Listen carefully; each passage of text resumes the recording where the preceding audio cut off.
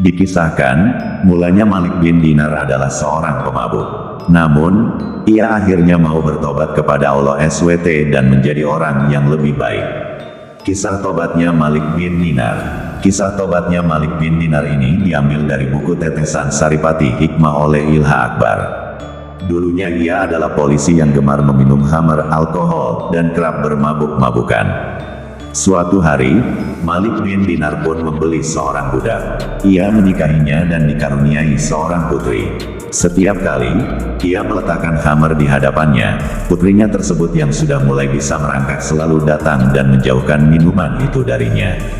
Putrinya juga akan menumpahkannya atau menyingkirkannya. Namun, tidak lama, putri Malik bin Dinar meninggal dunia saat usia menginjak umur 2 tahun. Dikisahkan, malam nisfu Syaban yang bertepatan pada hari Jumat pun datang. Saat itu, Malik bin Dinar sedang mabuk di rumah sampai lupa untuk melaksanakan salat Isya. Saat mabuk, ia memimpikannya hal yang mengerikan. Dalam mimpi itu, Malik bin Dinar melihat hari kiamat telah tiba, sangkakala telah ditiup dan orang-orang bangkit dari kuburnya. Ia berada di tengah lautan manusia yang berkumpul di situ. Ia pun berlari saat melihat seekor ular raksasa berwarna biru kehitaman yang mengejarnya dengan mulut yang terbuka. Saat tengah berlari-berlari, Malik bin Dinar melihat seorang syaikh yang berpakaian bersih dan memancarkan wangi semerbak. Ia pun meminta perlindungan darinya. Namun syaikh tersebut berkata, "Aku lemah dan dia ular, lebih kuat dariku. Aku tidak dapat melawannya. Pergilah cepat, mungkin Allah akan menganugerahimu sesuatu yang akan menyelamatkanmu darinya."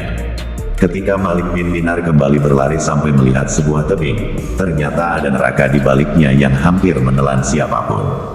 Dalam mimpi tersebut ia terus berlari hingga mendatangi gunung perak dengan kubah berlapis permata di atasnya. Di setiap kubah itu memiliki 2 pintu besar yang berwarna merah keemasan dengan taburan zamrud dan mutiara yang digantungi tirai-tirai sutra.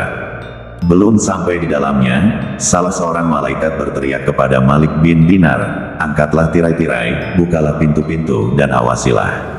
Mudah-mudahan orang yang malang ini mempunyai sesuatu dalam simpanan bersamamu yang dapat menolong dari musuhnya." Tirai-tirai itu pun terbuka. Terlihat wajah anak-anak yang bercahaya seperti bulan purnama. Saat ular itu hampir kembali menyusul Malik bin Dinar untuk masuk ke dalam kubah itu, anak-anak tadi dengan sigap keluar dengan bergerombol. Hingga, Malik bin Dinar melihat putrinya yang sudah meninggal dunia berada di barisan anak-anak tersebut. Putriku menangis dan memanggilnya, "Ayahku, demi Allah." Malik bin Dinar pun menangis seraya menggendong putrinya. Ia juga menanyakan apakah anak-anak itu mengerti tentang Al-Quran. Putrinya tersebut menjawab bahwa ia memahaminya lebih baik daripada ayahnya sendiri.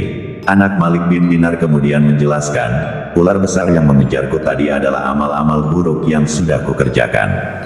Ia berniat untuk membawa Malik bin Dinar ke neraka dan disiksa di dalamnya. "Bagaimana dengan syaikh yang kulewati?" tanyanya. "Wahai ayahku, itu adalah amal kebaikanmu yang lemah, sehingga mereka tidak dapat mengatasi dosa-dosamu." Lalu, saat Malik bin Dinar menanyakan perihal anak-anak yang berada di gunung tadi, putrinya mengatakan bahwa mereka adalah anak-anak orang muslim yang dikumpulkan di sana sampai hari kiamat yang menanti kedatangan orang-orang agar bisa diberi syafaat. Hingga, Malik bin Dinar pun terbangun dari tidurnya. Saat itu juga, ia melemparkan khamr di tanganku dan bertekad untuk bertobat dari perbuatan yang buruk kepada Allah SWT.